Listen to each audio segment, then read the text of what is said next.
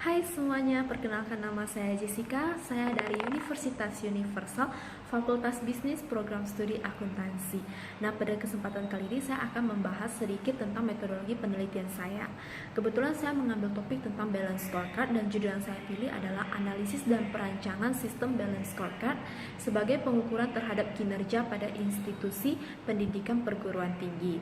Yang saya pilih adalah studi kasus. Nah, studi kasusnya itu di Universitas Universal. Oke, kita langsung ke topik pembahasannya. Di sini saya mengambil 3 topik pembahasan pendahuluan kajian pustaka dengan metodologi.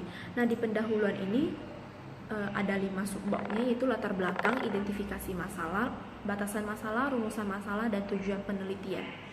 Oke, di latar belakang ini pertama itu dia kan seperti yang kita tahu, banyak perusahaan ataupun organisasi yang masih menggunakan cara tradisional dalam menilai kinerja suatu perusahaan atau organisasi, seperti menilai hanya dari segi keuangan saja tanpa melihat aspek lainnya.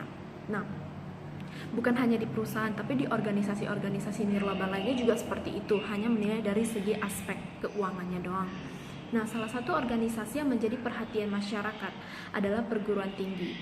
Kenapa? Karena yang akan menciptakan atau menghasilkan karyawan-karyawan yang handal, yang cakap ke depannya itu berasal dari suatu pendidikan. Nah, setahu saya, biasanya perusahaan akan memilih minimal tamatan sekolahnya itu S1. Nah, oleh karena itu diperlukan penilaian kinerja yang cakap dalam penilaian suatu kualitas perguruan tinggi. Nah, salah satu perguruan tinggi yang saya teliti adalah Universitas Universal. Nah, Universitas Universal ini dia termasuk salah satu universitas yang baru di Batam.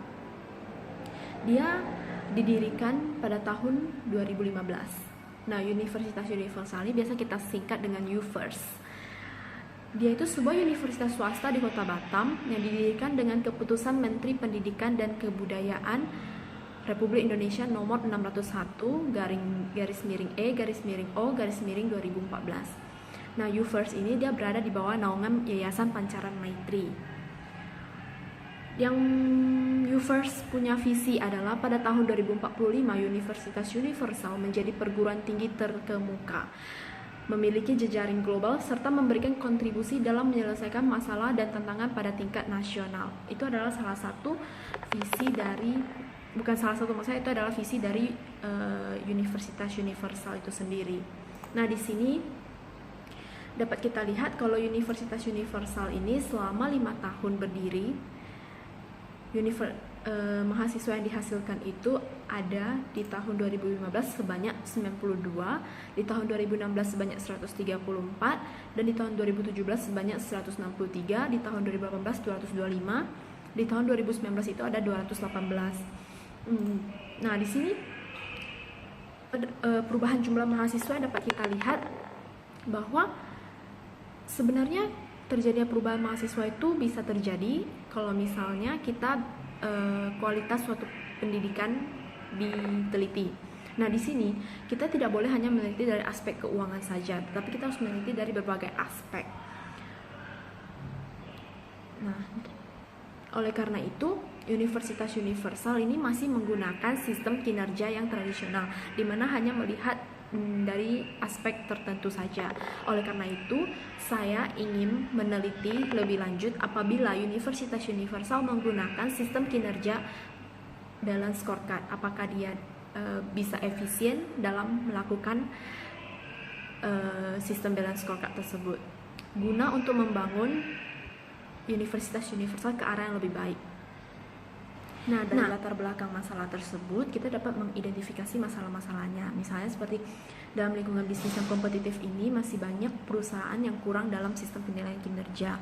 Selain itu, perusahaan kekurangan ketenaga kerjaan yang handal. Nah, di sini dapat kita lihat kalau misalnya kurang tenaga kerja yang handal, otomatis profit yang kita terima itu bakal lebih sedikit. Kemudian perguruan tinggi merupakan salah satu faktor yang menghasilkan kader-kader yang handal. Jadi diperlukan sistem penilaian kinerja. Nah, banyak perguruan tinggi yang menilai sistem kinerja hanya dari segi aspek keuangan saja. Dari sini kita susah untuk menentukan kualitas perguruan tinggi tersebut. Nah, dari beberapa identifikasi masalah, kita dapat membatasi masalah tersebut. Jadi batasan masalah yang digunakan dalam penelitian ini adalah perbandingan standar penilaian kinerja tradisional dan perancangan balance scorecard di Universitas Universal dengan mempertimbangkan 4 perspektif, yaitu keuangan, pelanggan, bisnis internal, pembelajaran, dan pertumbuhan. Nah, rumusan masalahnya itu apa? Rumusan masalahnya itu bagaimana kinerja Universitas Universal jika diukur dari segi aspek keuangan, pelanggan, bisnis internal, pembelajaran, dan pertumbuhan, serta perbandingan penggunaan sistem kinerja tradisional dengan sistem kinerja balance scorecard. Tentu tujuan penelitiannya itu sama, untuk mengetahui sistem kinerja melalui aspek keuangan, pelanggan, bisnis internal, pertumbuhan, dan pembelajaran di Universitas Universal, serta untuk mengetahui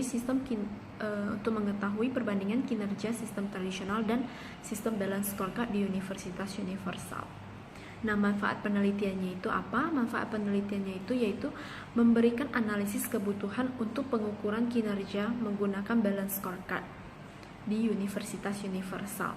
Kemudian menambah wawasan pengetahuan untuk pengembangan ilmu ekonomi, khususnya di bidang akuntansi, serta memberikan rancangan model balance scorecard sebagai masukan dan pertimbangan untuk pengukuran kinerja di Universitas Universal, guna untuk meningkatkan kinerja yang berkelanjutan. Nah, kita masuk ke bab 2-nya, yaitu kajian pustakanya. Di kajian pustakanya kita meneliti variabel penelitian terdahulu, kerangka pemikiran, serta hipotesis penelitian. Nah, di variabel penelitian ini kita mengambil pengertian balance scorecard dengan 4 perspektifnya. Nah, pengertian balance scorecard di sini menurut Kaplan dan Norton itu adalah pendekatan terhadap strategi manajemen yang dikembangkan oleh si Dr. Andrews Robert Kaplan dan David Norton. Nah, di sini balance scorecard itu terdiri dari 2 kata, yaitu balance dan scorecard. Balance itu berimbang, scorecard itu kartu skor. Balance di sini dia adanya keseimbangan antara performance keuangan dan non keuangan yang berada di jangka pendek maupun di jangka panjang, antara performance yang bersifat internal maupun eksternal. Nah, kemudian untuk scorecard itu sendiri digunakan untuk mencatat skor performance seseorang. Kartu skor ini dia hendak bisa digunakan untuk merencanakan skor yang hendak digunakan oleh seseorang di masa depan. Nah, kalau misalnya untuk perspektifnya itu ada 4 perspektif keuangan, di mana balance scorecard memakai tolak ukur kinerja keuangan seperti laba bersih dan ROI. Nah, ini biasanya sering digunakan perusahaan untuk menentukan laba, mengetahui labanya. Kemudian dari perspektif pelanggan, di sini perusahaan perlu terlebih dahulu menentukan segmen pasar dan pelanggan yang menjadi target sebuah organisasi. Nah, di sini kalau misalnya suatu bisnis mencapai kinerja keuangan yang superior dalam jangka panjang, mereka harus menciptakan dan menyajikan suatu produk yang bernilai lebih baik bagi si pelanggan mereka. Mau produknya barang, mau produknya jasa, itu pokoknya harus bernilai lebih baik untuk pelanggannya. Nah, kalau misalnya untuk perspektif proses bisnis internal ini, dia fokus untuk mencapai tingkat kepuasan pelanggan dan meningkatkan upaya pencapaian sasaran keuangan. Dilakukan dengan cara mengidentifikasi proses inovasi pengembangan produk atau jasa dengan mengetahui kebutuhan pasar. Kalau misalnya perspektif pembelajaran dan pertumbuhan ini, dia menyediakan infrastruktur bagi tercapainya ketiga perspektif yang tadi, untuk menghasilkan pertumbuhan dan perbaikan jangka yang panjang. Nah, kemudian topik selanjutnya adalah peneliti terdahulunya. Saya mengambil dari Ariane dan Dr. Norita SE MSI AK CA 2015, yaitu judulnya Pengaruh Penerapan Pengukuran Kinerja Berbasis Balance Scorecard terhadap Kinerja Manajer di Studi Kasus pada Yayasan Pendidikan Telkom. Hasil dari kesimpulan dari Ariana dan Dr. Norita ini adalah hasil dan penelitian analisis statis dengan menggunakan analisis jalur metode trimming, maka diperoleh kesimpulan secara parsial, yaitu variabel penerapan pengukuran kinerja berbasis balance scorecard berdasar pada financial perspective dan learning and growth perspective, yaitu pertumbuhan dan pembelajaran, yang memiliki pengaruh signifikan terhadap kinerja manajer di Yayasan Pendidikan Telkom. Nah, dari 4 perspektif ini, yakni financial, customer internal, dan learning and growth secara simultan memiliki pengaruh signifikan terhadap kinerja manajer di Yayasan Pendidikan Telkom. Kemudian yang kedua adalah Fatmasari Sukasti, saya ambil di tahun 2010. Judulnya adalah Analisis Penggunaan Balance Scorecard sebagai Alternatif untuk Mengukur Kinerja pada Universitas Muhammadiyah Semarang. Nah, di sini penggunaan sistem balance scorecard-nya itu memiliki pengaruh penting dalam suatu organisasi. Ada 4 perspektif tersebut, kita jadi mengetahui kelemahan-kelemahan suatu organisasi sehingga kita menjadi tahu dan sigap untuk memperbaikinya. Kemudian yang ketiga adalah Sukirno, DS tahun 2017. Judulnya adalah Balance Scorecard merupakan implementasi interaksional agency teori dan stakeholder teori dalam manajemen perguruan tinggi. Nah, kesimpulannya itu, perguruan tinggi memiliki peran strategis dalam membangun sumber daya manusia yang handal. Nah, keberhasilan dalam mencapai tujuan perguruan tinggi sangat ditentukan oleh kinerja karyawan. Makanya implementasi balance scorecard di perguruan tinggi dapat menjadi sebuah pendekatan yang strategis dan operasional yang efektif serta efisien apabila diimplementasikan dengan prosedur yang benar dan melibatkan shareholder dan stakeholder. Itu adalah peneliti terdahulu yang saya dapat. Nah, untuk kerangka pemikirannya dapat kita lihat di sini ada universitas, universal, kemudian kinerja perguruan tinggi, pengukuran kinerja standar dari CU First, kemudian pengukuran kinerja berbasis balance scorecard, ada 4 perspektif, lalu terjadi perbandingan, lalu kita menarik kesimpulan. Nah, hipotesisnya dapat dilihat dari gambar berikut. Nah, untuk metodologi penelitian, yang pertama ruang lingkup penelitian. Kita berfokus penelitian ini untuk mengetahui sistem kinerja di Universitas Universal. Kemudian jenis penelitian kita adalah kualitatif. Menurut Sugiono, penelitian yang digunakan untuk meneliti pada kondisi objek alamiah. Nah, sumber datanya adalah sumber data primer dan sekunder yang saya pilih. Nah, data primer ini adalah data yang dibuat oleh peneliti dengan maksud khusus menyelesaikan permasalahan yang sedang ditangani. Sedangkan data sekunder adalah data yang langsung dikumpulkan oleh peneliti sebagai penunjang dari sumber pertama primer tadi. Nah, untuk metode pengumpulan data yang saya pilih wawancara dan dokumentasi, di mana wawancara menurut Sugiono adalah kegiatan pengumpulan data pada saat tatap muka langsung dan sesi tanya jawab untuk mendapatkan sumber data. Sedangkan dokumentasi itu merupakan metode pengumpulan data dengan cara mengumpulkan data berupa dokumen-dokumen seperti mengumpul laporan keuangan dari perusahaan atau dari sumber lainnya.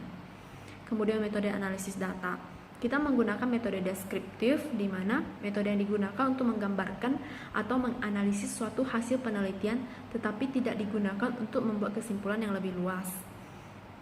Kemudian kita juga mengacu pada studi kasus, yang menurut dan bikin studi kasus merupakan pengujian secara rinci terhadap suatu latar atau suatu subjek ataupun suatu tempat penyimpanan dokumen.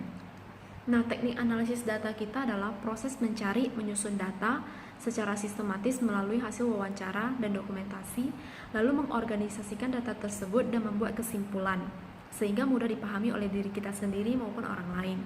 Nah, analisis data yang digunakan dalam penelitian deskriptif ini ada 4, yaitu mengumpulkan data, reduksi data, penyajian data, dan juga penarikan kesimpulan.